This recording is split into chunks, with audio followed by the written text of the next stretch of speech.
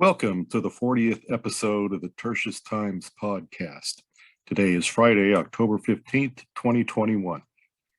I'm your host, Brian Wright, and today we will look at a news report about increasing religious minority abuse by the Taliban. For the interview segment, I continue to speak with Pastor Wally, who continues his discussion on Christian persecution in the Islamic world. If you are or will be in the Washington, D.C. area on Wednesday, October 27th, you are invited to attend the China Forum 2021. As the website states, the goal of the China Forum is to help Americans understand the nature of the People's Republic of China, the Chinese Communist Party, and key issues in U.S.-China relations. Finally, a radio interview, Afghanistan, Jihad, and Christian Persecution with Raymond Ibrahim is available through the link in the description. I encourage everyone to listen in. I will repeat these announcements at the end of the podcast. All the links are in the description. Since the complete Taliban, who are Sunni, takeover of Afghanistan just a few weeks ago, the Shia Hazara people have been one of the most victimized groups among other Afghanis who have been deprived of their basic rights of freedom of conscience and religious practice, including Sikhs, Christians, and women.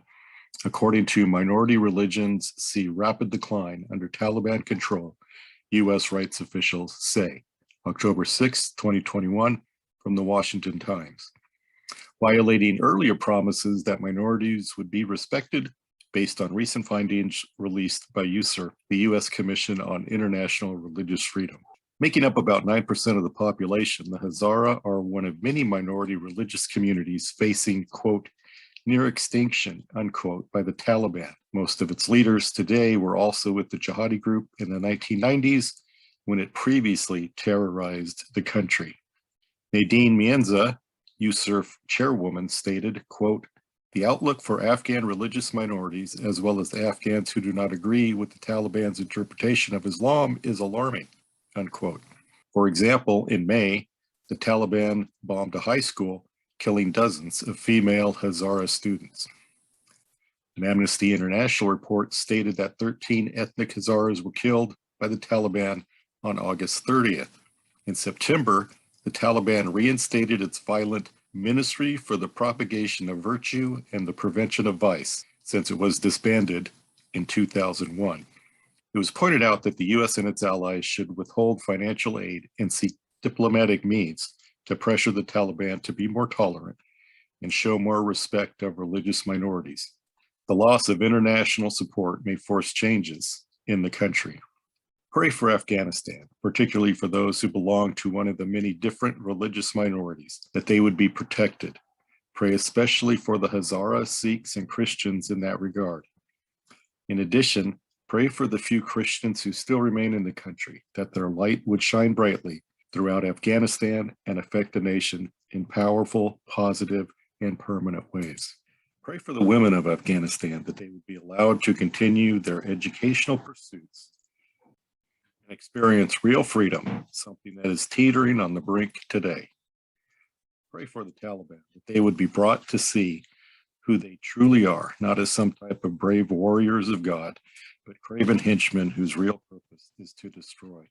Pray that they would change their direction from destruction to construction for the benefit of all who live in Afghanistan, and pray that international pressure would indeed force real constructive changes in the country.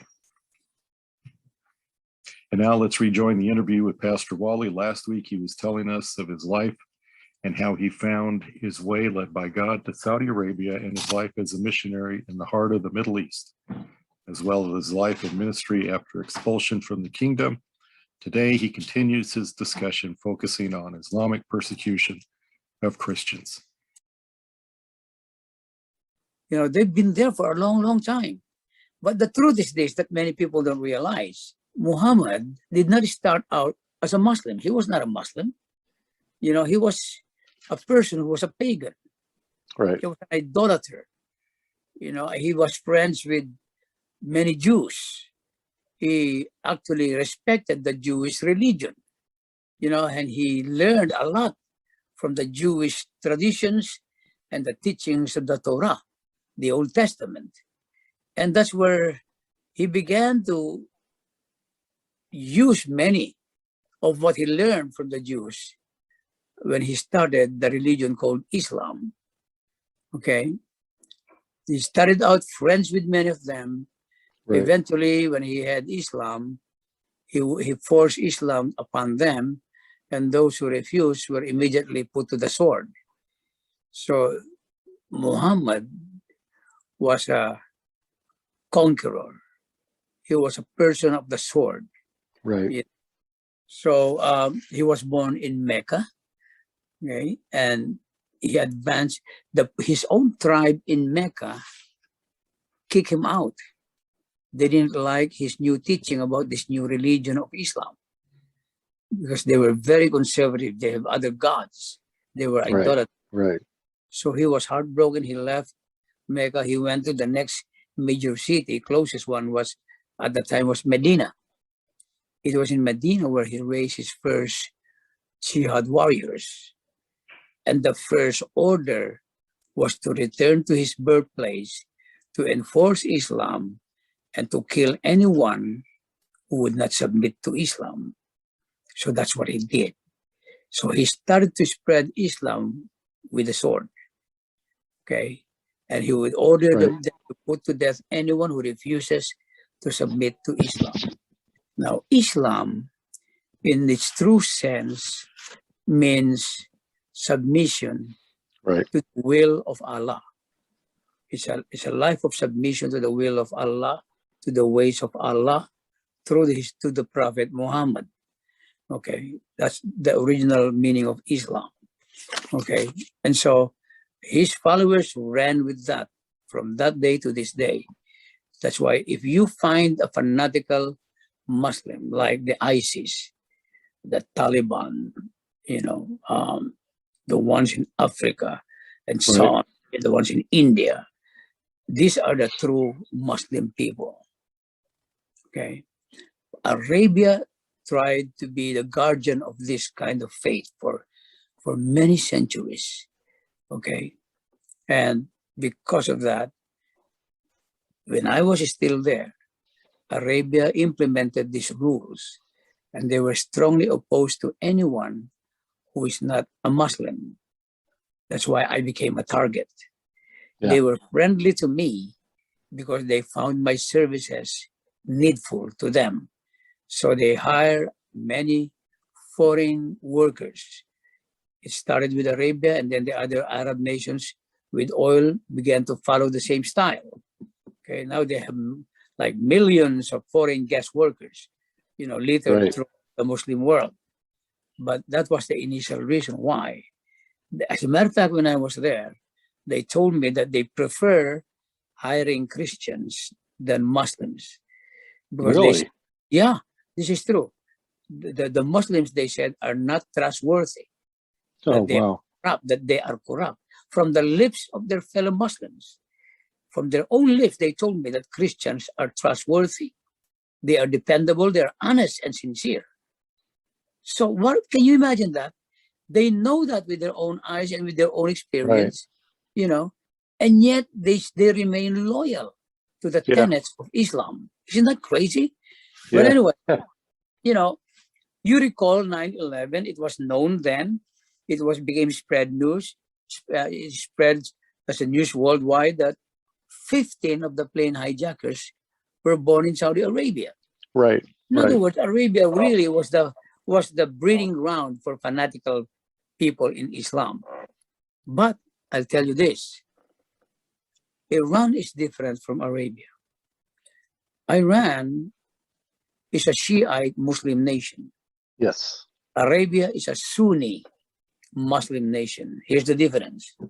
The Sunnis claim direct descendancy from Muhammad. The Shiites claim direct descendancy from the nephew of Muhammad. Okay? Ali, big difference. Right? Yeah, big difference. For many, many decades and centuries, Iran, Persia back in the day, and Arabia have been at odds because of that major difference.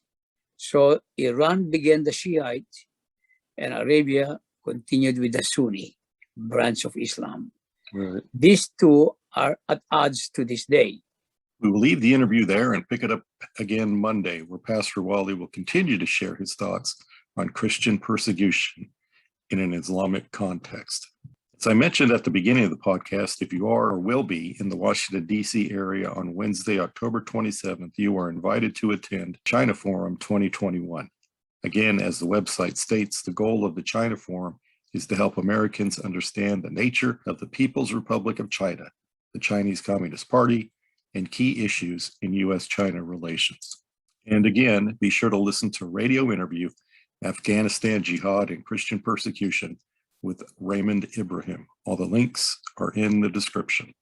Thanks for joining me today. I hope you found the information and interview presented here useful and that it encouraged you to pray for these people in areas of concern and perhaps even inspires you to take positive steps of involvement to alleviate the suffering of so many around the globe.